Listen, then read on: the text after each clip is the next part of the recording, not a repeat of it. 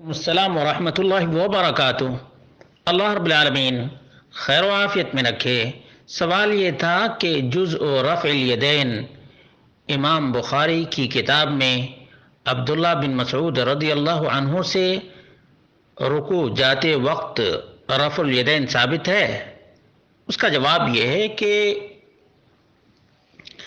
قرۃ العینین برفع الیدین فی الصلاۃ للامام البخاری میں بھی موجود ہے اور مصنف ابن ابی شیبہ میں بھی دو جگہوں پہ موجود ہے۔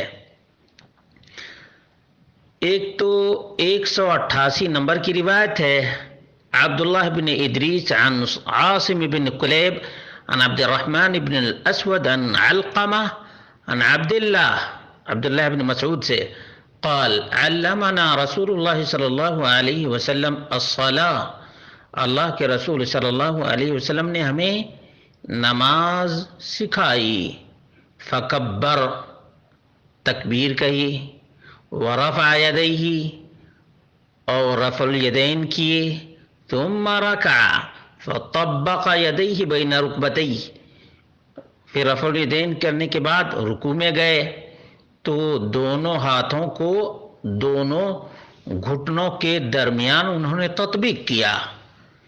یہ مصنف ابن ابی شیبہ کے اندر موجود ہے۔ اسی طرح سے دوسری روایت بھی ہے 2541۔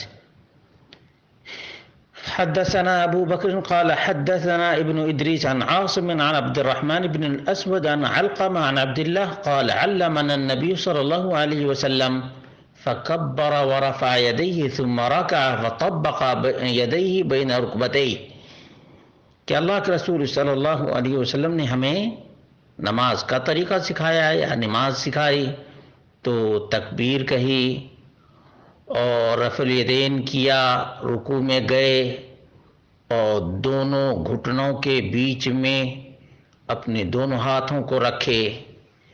تو اس سے علماء نے استدلال کیا ہے کہ عبداللہ بن مسعود کا یہ تطبیق والا الگ طریقہ تھا، الگ طریقہ تھا۔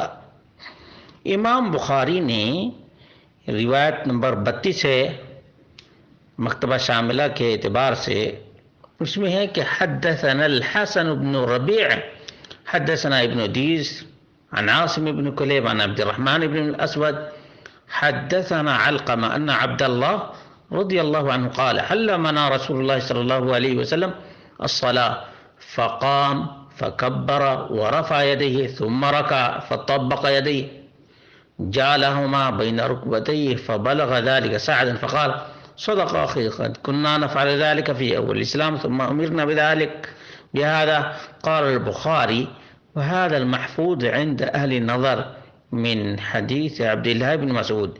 امام بخاری رحمۃ اللہ علیہ اس روایت کے بارے میں کہتے ہیں کہ یہ روایت اہل نظر کے نزدیک محفوظ ہے۔ عبداللہ بن مسعود کی یہ روایت اہل نظر کے نزدیک محفوظ ہے۔